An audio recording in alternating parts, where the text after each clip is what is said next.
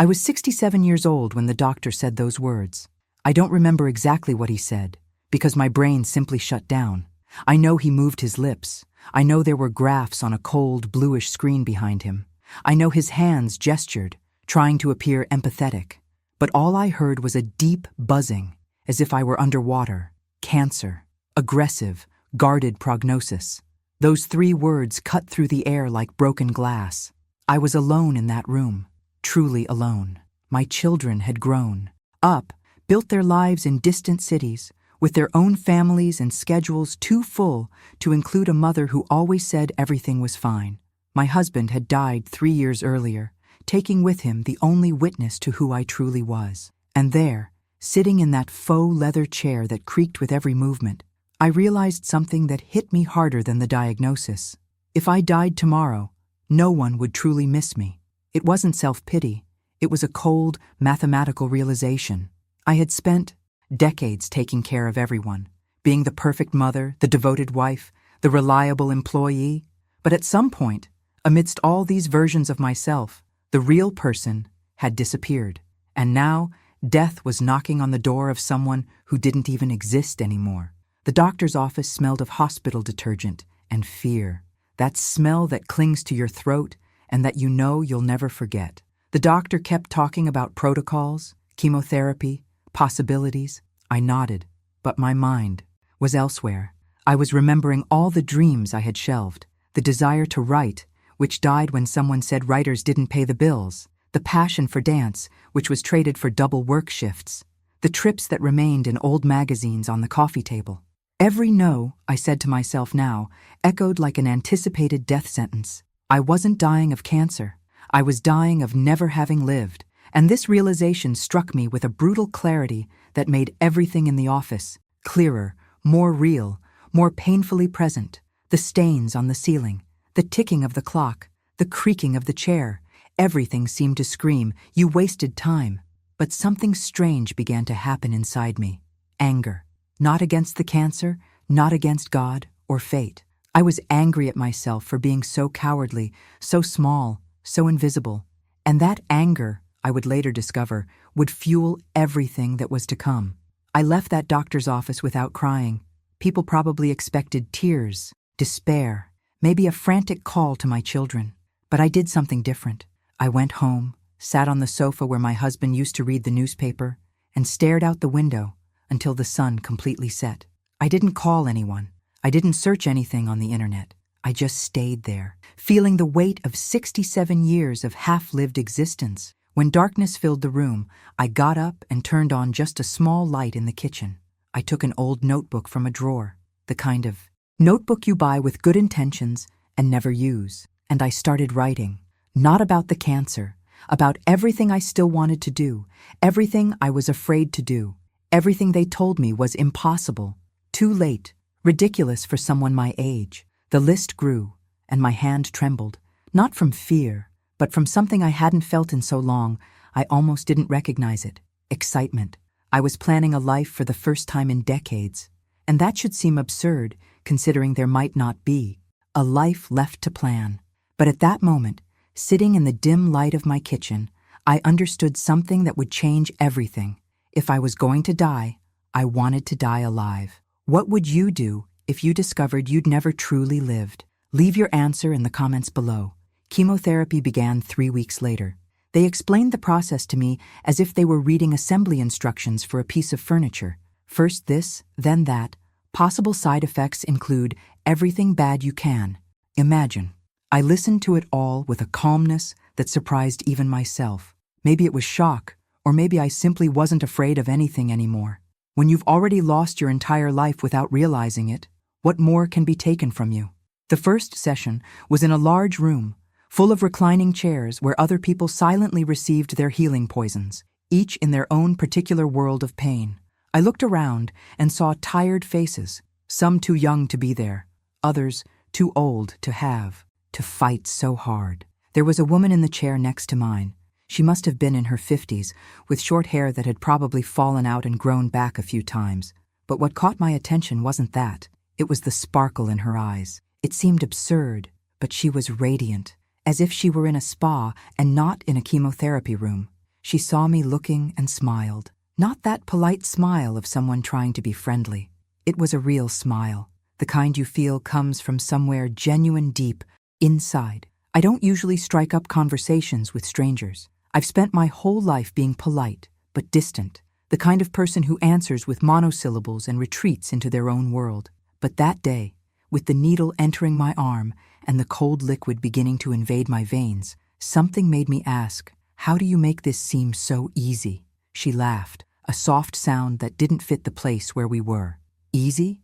It's not easy, but I've learned that I have two choices: to die before I die, or to live while I still can. And then she started telling me things that sounded crazy to me at that moment. That she meditated every morning before sunrise, that she had completely changed her diet, studying every substance she put into her body as if it were an engineering project, that she practiced yoga even when she could barely get out of bed, that she had notebooks full of notes on plants, supplements, protocols that she herself researched and tested. Not in place of chemo, she made sure to clarify, but alongside it, as if partnering with medicine, instead of simply passively surrendering to the process. I listened to her with a mixture of skepticism and fascination. I had been raised to trust only doctors with diplomas on the walls, established protocols, things that could be proven in sterile laboratories. Everything she said sounded dangerously close to the things desperate people do when they lose hope. But there was something about her, in the way she spoke, in the clarity of her gaze, in the energy she radiated even while sitting there receiving chemotherapy, that made me feel something I didn't expect: curiosity. For the first time in decades, I wanted to learn something new. Not because someone told me to, not because it was on my to-do list, but because something inside me woke up and said, "Pay attention." She gave me her phone number before leaving. "If you want to talk more, call me.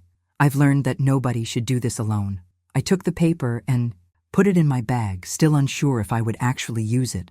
But while I waited for my own session to end, with that metallic taste rising in my throat and the exhaustion beginning to weigh on my bones, I kept thinking about her, about the impossible sparkle in her eyes, in the peace she carried amidst the chaos. That night, at home, I took the crumpled piece of paper from my bag and stared at it for almost an hour. Calling meant admitting that I needed help, that I didn't know everything, that maybe there was a different path than the one I'd always been taught. And something about that scribbled number seemed to hold a promise I could barely name. I called her 5 days later. I don't know exactly what made me pick up the phone that particular morning. Maybe it was the fact that I woke up at 4 in the morning with such strong nausea that I spent an hour hugging the toilet. Or maybe it was because I looked in the mirror and didn't recognize the person staring back at me, with deep, dark circles under her eyes and ashen skin. She answered on the second ring, as if she had been expecting it. We arranged to meet at a small cafe, one of those that serve strange teas with names I'd never heard of. When I arrived, she was already there, with 2 notebooks open on the table and a steaming cup in her hands. She hugged me as if we were old friends, and that completely disarmed me. We sat down and she started talking, but not in the way I expected. She didn't try to sell me anything. She didn't make miraculous promises. Instead, she asked me questions. Questions that no one had ever asked before. What did I feel when I woke up? What did I eat? How did I sleep? When was the last time I was truly silent? With each answer I gave, she would jot something down in her notebooks, sometimes underlining, sometimes drawing connections between words. She seemed like a detective putting together an invisible puzzle.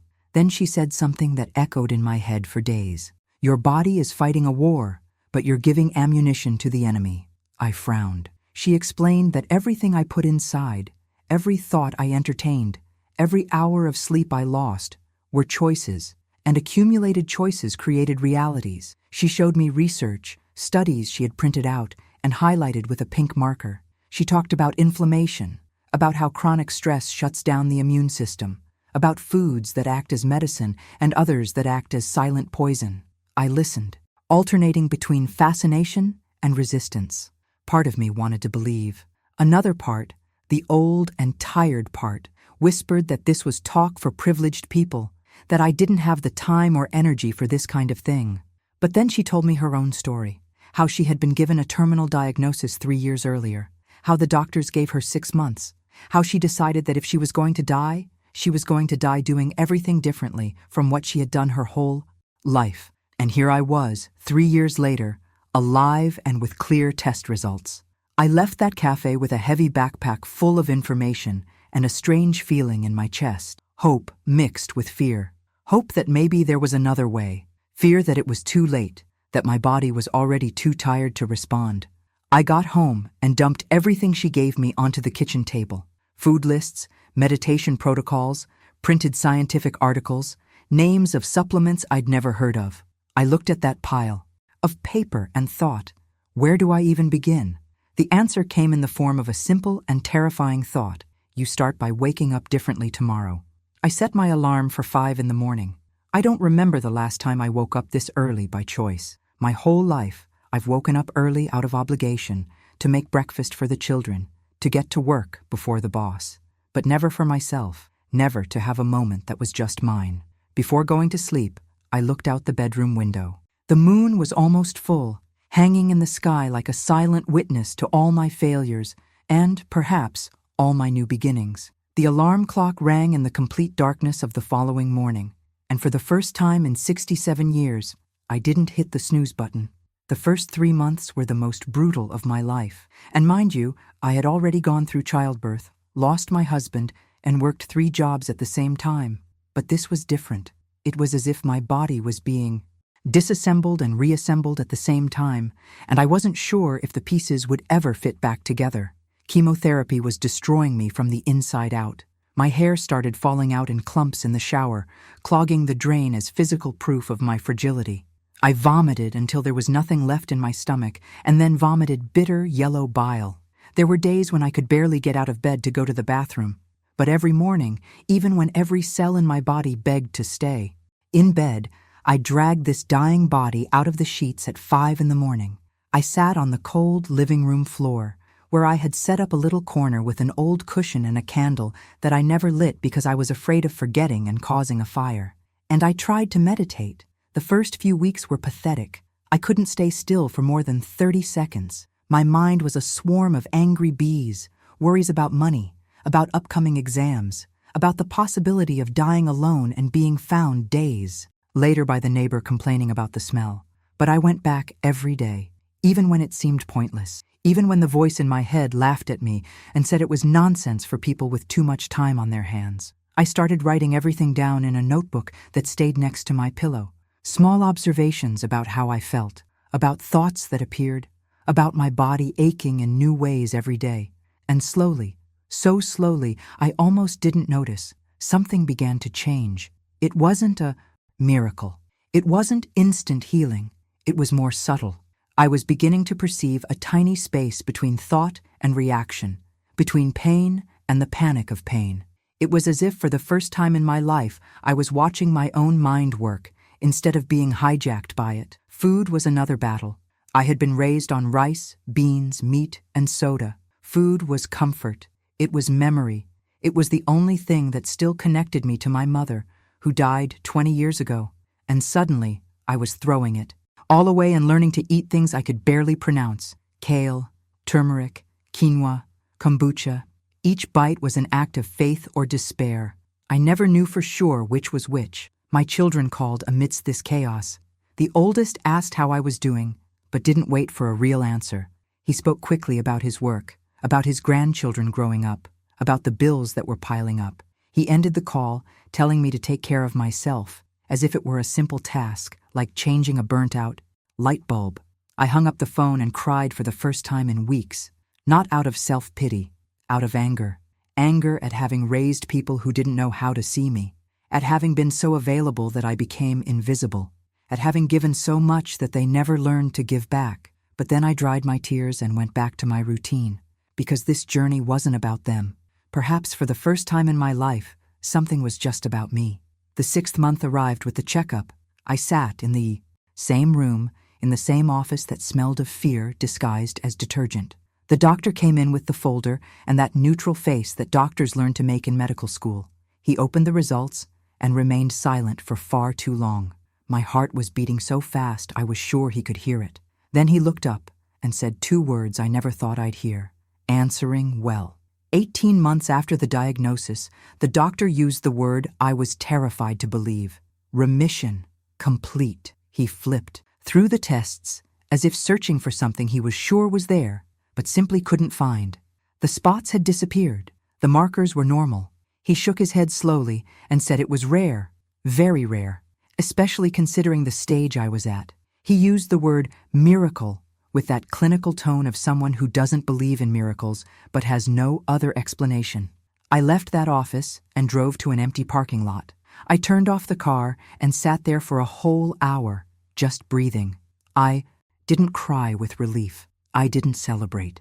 I felt something much stranger, a gigantic responsibility, as if the universe had given me back my life and now I needed to do something worthy of this gift. I couldn't simply go back to being who I was before. That woman was dead, and this new person, this survivor, needed to discover who she was and what she had been spared for. During the following months, while my body slowly recovered from the onslaught of chemotherapy, my mind wouldn't stop. I had notebooks and more notebooks filled with notes about everything I had learned, every supplement I had tried, every protocol I had followed, every discovery about my own body that no doctor had ever told me. I began to look around with different eyes. I saw people in supermarket lines buying colorful poison in pretty packaging. I saw friends my age complaining about illnesses as if they were inevitable sentences. I saw an entire system that treated symptoms but never asked why people were getting sick in the first place. And I felt something growing inside me, something dangerous and irresistible, indignation. Why hadn't anyone told me any of this before? Why had I spent 67 years poisoning my body thinking I was living? Why was real health information locked away in scientific articles that nobody read, or being sold by expensive gurus to rich people? I started writing. I didn't know exactly what. I just poured everything that was bubbling inside me onto the paper. Stories of how I had changed every aspect of my life, protocols he had created, mistakes he had made, small victories that nobody saw but that to me were worth more than any trophy. I wrote in the early hours of the morning, when the house was silent and the world was still asleep. I wrote until my hand ached, and the more I wrote, the clearer an idea that previously seemed absurd became. What if I transformed this into something bigger? What if other people needed to hear this? That's when I called my daughter. I chose her because she's always been the most practical of the three of us, the one who inherited my problem-solving skills. I told her my idea, to create a holistic wellness platform, accessible, real, without miraculous promises, but with real information. A place where people like me, forgotten by the system, could learn to heal themselves from the inside out. There was a long silence on the other end of the line. Then she laughed. It wasn't a malicious laugh, but it was devastating nonetheless. Mom, you're almost 70 years old. You don't know anything about the internet, social media, business, and even if you did, who's going to listen to a lady talking about health? Each word was a stab in the back.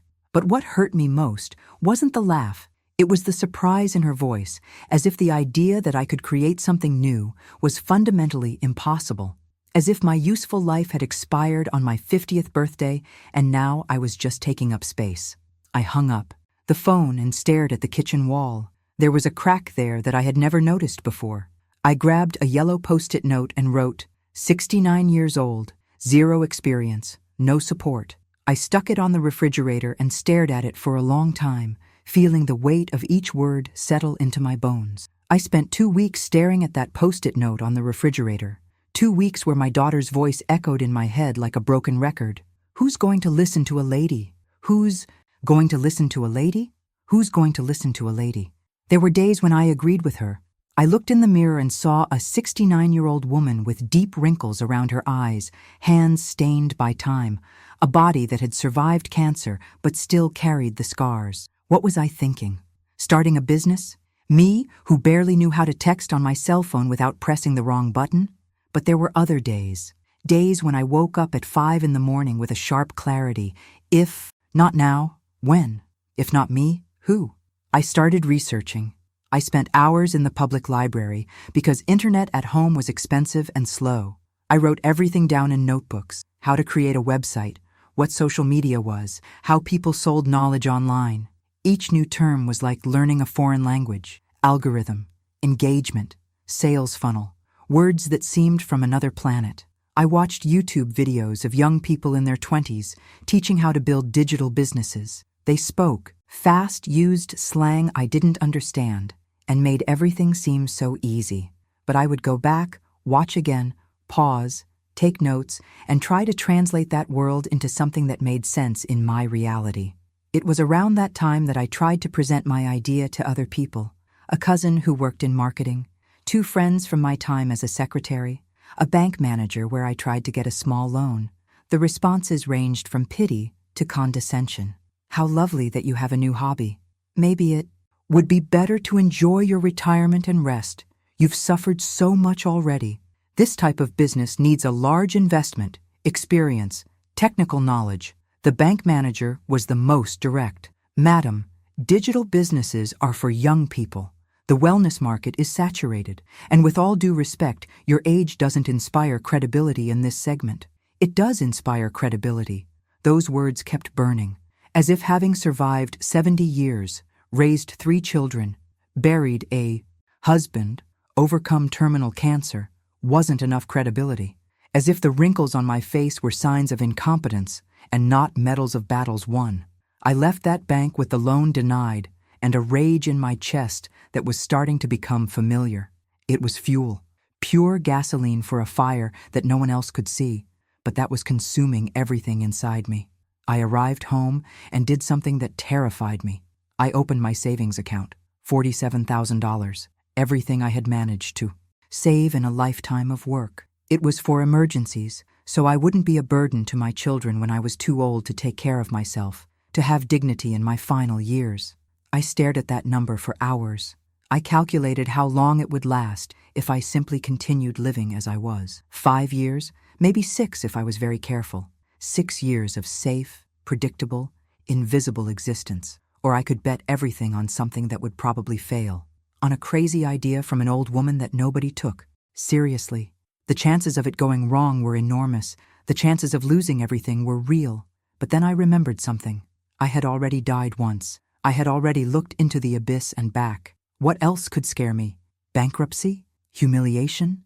I had already experienced invisibility, which was worse than any of those things. The next morning I woke up with a decision made. I went to the bank, withdrew $20,000, and felt my hand tremble as I signed the papers. The clerk asked if I was sure, looking at me with genuine concern, as if she were watching an old lady being scammed by some con artist, without realizing that the only person betting on me was myself. With those $20,000, I started building something from scratch. I hired a 23-year-old who charged $1,500 to make a basic website. He spoke to me slowly, as if I were deaf or stupid, explaining each button 3 times. I wrote everything down, smiled politely, and when he left, I cried with frustration because I hadn't understood half of what he said. I bought a better cell phone because mine didn't record decent video. I spent 2 weeks watching YouTube tutorials on how to use the camera, how to hold the device without shaking, how to speak looking at the lens instead of my own face on the screen. It seemed simple when others did it. When it was me, my voice came out shaky, my face stiff. I forgot what I was going to say mid-sentence. I recorded my first video 47 times before I had the courage to post it. It was me sitting in the kitchen with the horrible light from the ceiling casting strange shadows on my face, talking about how I had beaten cancer. My hand shook so much that the image came out blurry. I stuttered. I said about 20 times, but I posted it anyway, because if I waited for perfection, I'd never get anything done. Views in the first week, 42. Most were probably bots or accidental clicks. I posted another video, then another, then another. I wrote posts on social media every morning after meditating, before the sun had fully risen. I talked about food, about meditation, about how the body is more resilient than we've been taught. Each post seemed to disappear into the digital void. No one commented. No one shared. I was screaming in an endless desert, and only the echo of my own voice answered. I started waking up in the middle of the night with panic attacks. What if my daughter was right? What if I was wasting the last years of my life And the last money I had on a pathetic fantasy? There were days when I looked at my bank statement and saw the number decreasing. 19,000, 18, 17. Every penny spent on ads that no one clicked on tools I barely knew how to use, on online courses that promised to teach how to grow on social media. My children knew nothing about this. I had stopped telling them my plans after my daughter's laughter. Now our conversations were superficial, predictable. How's the weather there? How are the children? Are you taking care of yourself? Polite lies from both sides. 3 months had passed. I was in the red, emotionally and financially. I had 380 followers on social media, mostly fake profiles or people who never interacted. 0 sales, 0 impact, 0 evidence that anything I was doing made a difference to anyone. I sat on the kitchen floor on a Tuesday morning and seriously considered giving up, deleting everything, pretending none of it had happened, living the rest of my life with the money I had left and my dignity partially intact. I picked up my phone to delete my account. There was a notification, a message from someone I didn't know. I opened it expecting spam, some robot trying to sell me something. But it wasn't. It was a woman. She had written, "I watched your video about continuing even when nobody believes. I'm 54 years old and I've just been diagnosed. I'm terrified, but you made me feel like maybe I can do it. Thank you for existing." I read that message 7 times. My eyes filled with tears, and they weren't tears of sadness. I put my phone away, got up from the floor, and thought, one person. A single person was touched. And if one, then maybe 2, maybe 10, maybe 100 are out there needing to hear this, and I haven't reached them yet. That message changed something fundamental within me. It was no longer about proving anything to my daughter, to the bank manager, to the friends who treated me with pity. It was about that terrified 54-year-old woman somewhere I would never meet, and about all the others like her that I hadn't yet reached. I doubled my dedication. I woke up at 4:30 now because every minute mattered. I posted every single day without exception, even when I was exhausted, even when it seemed pointless. I taught myself how to edit videos on a free app that crashed every 5 minutes on my old phone. My arthritic fingers ached from typing so much, but I kept going. I started to be more vulnerable in the videos. I stopped trying to seem professional or polished. I talked about loneliness, about fear, about the days I wanted to give up. I talked while crying sometimes. I showed my face without makeup, my thin white hair, my trembling hands, and something strange began to happen. People started to respond, slowly at first, a comment here, another there. I feel the same way. Nobody talks about this. Thank you for being real. And then, 3.5 months after that first terrible video in the kitchen, one of my videos went viral. It wasn't what I thought it would be. It wasn't about scientific protocols or complex health strategies. It was a 2-minute video I recorded, crying after a sleepless night. I simply looked at the camera and said, "I've spent 67 years of my life being invisible, accepting crumbs of attention, convincing myself I didn't deserve more. Cancer didn't teach me to fight. It taught me that invisibility was always my choice." I posted it without reviewing, without properly editing, because I was too tired to care. I went to sleep. When I woke up, I had 200 notifications. I thought it was an app error, but it wasn't. The video had 2,000 views, then 10,000, then 50,000. The comments kept pouring in.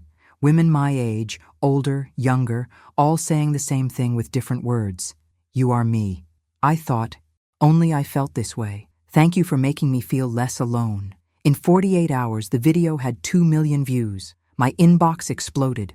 Hundreds of stories of people who felt forgotten, invisible, too late. People who had given up on their dreams because someone said they were too old, not qualified enough, past their prime. I sat on the living room floor, surrounded by notifications, and understood something profound. I hadn't built an audience. I had found a tribe, forgotten people finding other forgotten people. And suddenly we weren't alone anymore. But viral success doesn't pay the bills. And I was still bleeding money. I had $4,000 in my account and no idea how to turn attention into a livelihood. I spent 3 days frantically researching. How did people monetize? What could I offer that had real value? I didn't want to sell illusions or empty promises. I wanted to give something genuine. I created an online course, basic, simple, using all the free tools I could find. I called it Rebirth After 50, Real Protocols to Rebuild Your Body and Your Life. I charged $47, the same amount I had per month when I started. I posted about the course without great expectations. I thought maybe 10 people would buy it, maybe 15 if I was lucky. In 24 hours, 380 people signed up. I looked at the number on the computer screen, unable to process it. It was almost $18,000 in one day, doing something she loved, helping people in need. I called my daughter for the first time in months, my hands shaking so much I almost dropped the phone. But when she answered and started talking about her routine without even asking how I was, I realized I had something more important to do than seek validation from someone who never knew how to see me. I hung up the phone with my daughter and went back to the computer. I had work to do. People waiting. For the next 8 months, I barely slept. It wasn't a morbid obsession. It was purpose finally found. I launched more courses. I created online support communities where people shared their journeys. I developed specific wellness protocols for those starting late, for bodies that had been ignored for decades, for people the wellness industry had forgotten because they weren't young, thin, or rich enough. I worked 16 hours a day. I answered messages at 3 in the morning. I recorded videos in the bathroom when it was the only quiet place. My body complained. My joints ached. There were nights when I collapsed into bed with my phone still in my hand, waking up hours later with the screen lit up my face. My children finally started paying attention, not because they asked about my life, but because someone mentioned they'd seen their mother online. My middle son called me, his voice oscillating between surprise and something that sounded like pride. "Mom, you're famous." Famous. The word sounded strange. I didn't feel famous. I felt like I was finally accomplishing something I should have always done, but I didn't say that. I just thanked her and changed the subject. The first million arrived on a rainy October day. I looked at my bank statement and didn't feel what I expected. There was no euphoria. There was no sense of victory, because the money was never the point. The point was the messages that kept coming. You saved my marriage because you taught me to save myself first. I started meditating because of you. And for the first time in 20 years, I'm not taking sleeping pills. I'm 62 years old and I've gone back to school. I thought it was too late until I met you. These words were worth more than any number in the bank account, but the money allowed something important: growth. I hired 2 people to help me, then 5, then 15, older women mostly, people who had been invisible in their previous jobs and were now flourishing by helping others become visible. In 14 months, my small operation from a rented room became a real company, a real office, a real team. Revenue that made the bank manager who had denied me the loan call asking to schedule a meeting. I politely declined.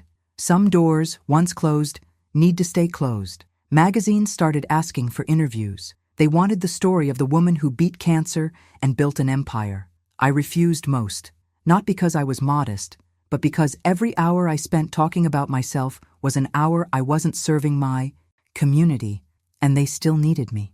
There was a 73-year-old woman who texted me every Monday morning, "I'm still here. I'm still trying." There was a 68-year-old man who had lost his wife and was relearning to live alone. There were hundreds, thousands of people whose only genuine connection was that community I had created from scratch. I couldn't abandon them for ego or fame, but success comes at a price, and mine was starting to show in ways I didn't expect. Loneliness grew proportionally to the empire. The more people I helped, the more alone I felt. My children now called every week. But the conversations had changed. They asked about the business, about numbers, about whether I was doing estate planning. Estate planning. As if I were already dead and they were dividing the spoils. They never asked if I was happy, if I slept well, if I still meditated every morning like I always did. One night, after a particularly long meeting, I sat alone in the empty office looking at the trophies on the wall, the plaques of recognition, the photos from events where I smiled for cameras alongside people I barely knew, and the question pierced my chest like a thorn. I saved thousands of people from invisibility, but remained invisible to those who mattered most. The letter arrived on an ordinary Tuesday morning. It was in the middle of a pile of business mail, bills, contracts. I almost threw it away without opening it because the envelope was plain, with no return address. handwritten in shaky handwriting. Something made me stop. I opened it slowly and read. It was from a woman named Sarah, 34 years old. She had just been diagnosed with the same cancer that almost killed me 6 years ago.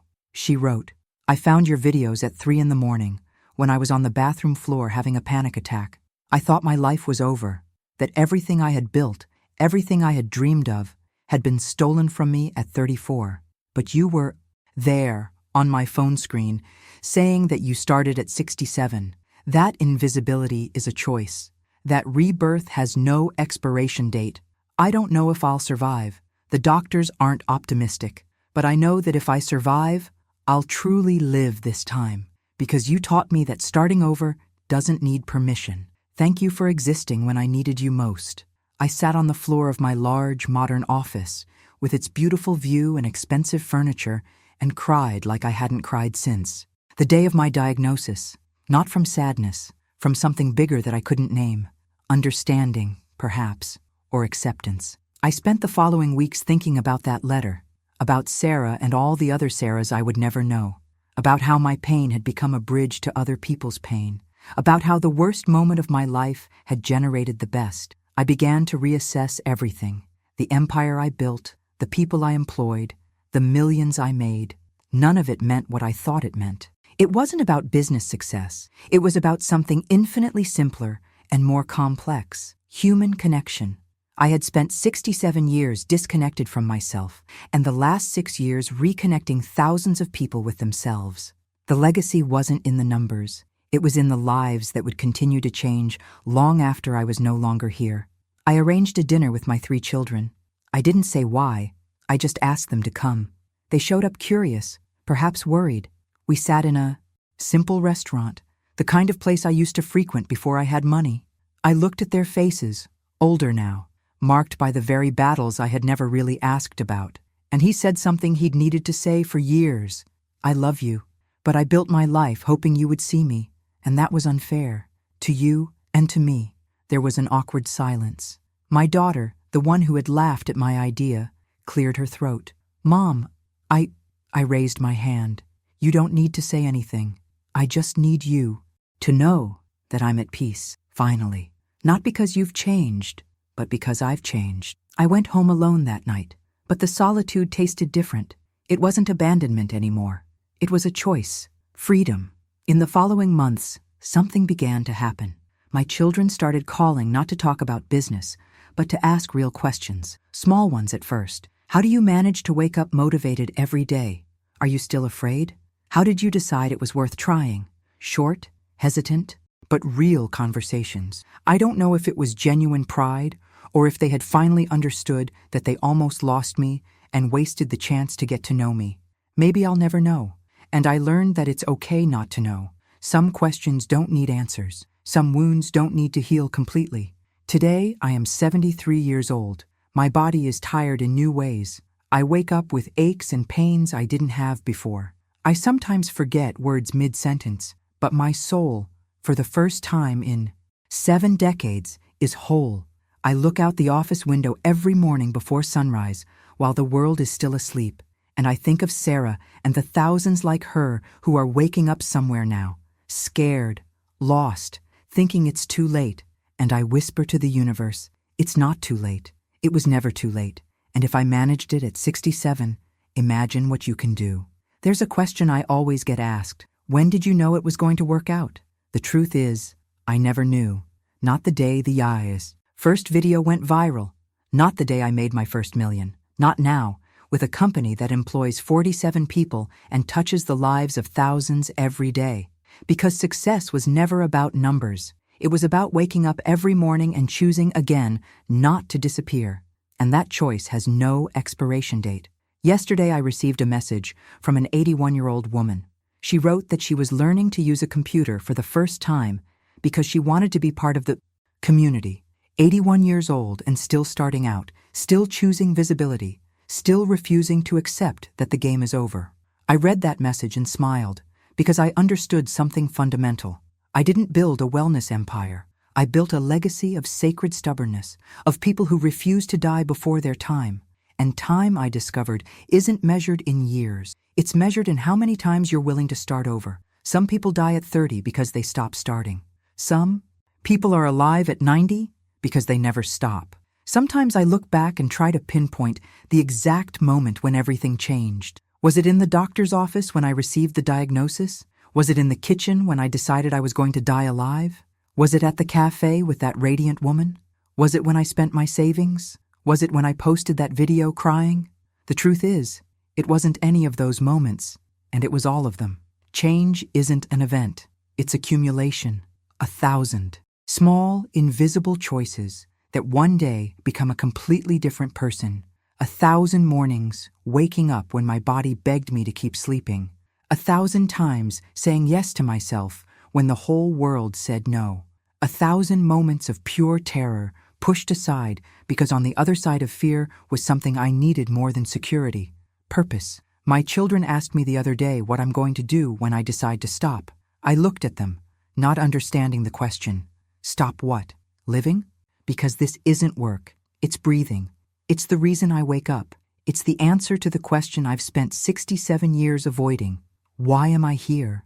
I don't know how much time I have left. The cancer has been in remission for 6 years, but I know that doesn't mean forever. My body is getting old. Parts are breaking down. There are bad days, days when exhaustion weighs like lead, and I wonder if I'm killing myself with work. But then I remember, I've already died once. This is extra. Life. Every second is profit. Every person touched is a dividend. Every message from someone saying they started over because of me is proof that it was worth staying, fighting, choosing visibility when invisibility was so much easier. So no, I'm not going to stop. I'll continue until my body truly gives up. And when that happens, I know the legacy won't die with me, because I didn't build something that depends on my existence. I built a movement, a collective permission to start over. And permissions once given cannot be taken back. Last night, before going to sleep, I opened my old notebook, the one I wrote in the night of my diagnosis, full of dreams I thought were impossible. I read the whole list. I crossed off some items I'd already accomplished. And then, on the last blank page, I started a new list. Because there's always a new list. There's always a next rebirth. There's always something I haven't tried, haven't lived, haven't dared to dream. 73 years old, and still writing dream lists like a teenager. Some people would say it's sad that I should accept my age and rest. But those people never understood. Resting is for the dead. And I, finally, am alive. I closed my notebook and stared out the bedroom window. The moon was almost full again, just like that night 6 years ago when I set my alarm for 5 in the morning for the first time. How many moons had passed since then? How many dawns had I woken up in the dark, choosing to keep going? I lost count, but each one mattered. I got up and went to the kitchen. The yellow post-it note was still there on the refrigerator, faded by time. 69 years old, 0 experience, no support. I never took it off. I kept it as a reminder of what's possible when you stop waiting for permission. Next to it, I stuck another one today. 73 years old, empire built, thousands of lives touched, not finished yet. Because that's the truth, nobody tells you. You never finish. There's no finish. Line where you can finally relax and say it's over. I did it. I can stop now. Life doesn't work that way. You just keep starting until you can't anymore. And even then, if you did it right, other people pick up where you left off and continue. That's legacy. Not what you accumulate, but what you spread. I received an email this morning. It was from Sarah, that 34-year-old woman who wrote me the letter. She's in remission. 10 months of brutal struggle, but she's alive and starting over. She wrote that she's launching her own project, something about helping young women with cancer not lose their identity during treatment. She said I inspired her, but the truth is the opposite. She reminds me why all this matters. Why every video recorded at 3 in the morning, every message answered when I could barely keep my eyes open, every penny risked, every humiliation swallowed, was worth it. Not because I built something grand, but because I helped one person build something grand within themselves, and she will help another, and that other will help 10 more, and those 10 will touch hundreds. That's how the world changes, not by heroic gestures of extraordinary people, but by ordinary people refusing to accept that it's too late. My grandchildren came to visit me last week. For the first time, they asked me about the business, not because their parents told them to, but because they were genuinely curious. The oldest, 14 years old, asked, "Grandma, are you afraid of failing?" I looked at her and told her the truth. Every day, but I'm more afraid of not trying. I saw something change in her face at that moment, a seed being planted, and I thought, maybe that's the real legacy.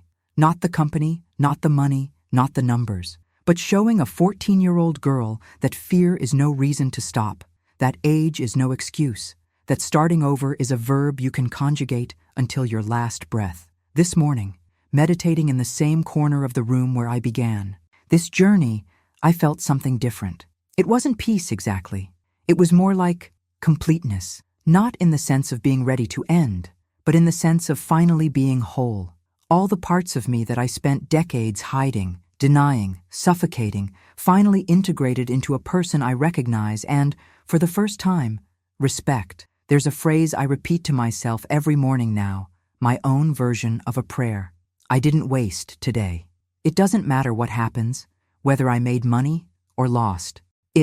Whether I helped 1,000 people or just one, whether the numbers went up or down. The only metric that matters is, did I show up? Did I try? Did I choose visibility over comfort? If so, I didn't waste it. I look at the horizon through the window and see the sun beginning to rise. Another day, another chance, another opportunity to prove that it doesn't matter when you start. What matters is that you never stop starting. My body is tired in ways I can no longer ignore. I know the clock is ticking. We all know, deep down, that time is finite. But I finally understood that it's not about how much time you have. It's about what you do with the time you have left. And I chose to make noise. I chose to disturb. I chose to be impossible to ignore after being invisible for so long. If I'm going to die, and I will, because we all will, I want to die knowing that I lived so loudly that the echo will continue long after I'm silent. I keep Sarah's letter in the drawer next to hundreds of others. Each one is a life. Each one is proof that none of this was fantasy. It was real. It is real. It will be real long after I'm gone. And if you're reading this, listening to this, experiencing this, and thinking it's too late for you, let me tell you a secret I learned at 67 years old on the floor of a doctor's office. Too late is a lie they told you to keep you quiet, and you don't have to believe it anymore. If this story touched you in any way, if something inside you has awakened now, hit that like button. Not for me, for you. Because this simple gesture is your first choice for visibility today. It's you saying, I exist, I matter, and I refuse to disappear. And subscribe to the channel, because every week I bring you stories of people who started over when everyone said it was too late. Stories that prove the game only ends when you decide to stop playing. Now tell me in the comments, how old are you and what are you going to start today? Not tomorrow. Today. I want to transform this comment section into a manifesto of new beginnings. Let's prove together that age is just a number and that too late is a lie they told us to keep us quiet. See you in the next video. And remember, you didn't waste today if you chose to show up.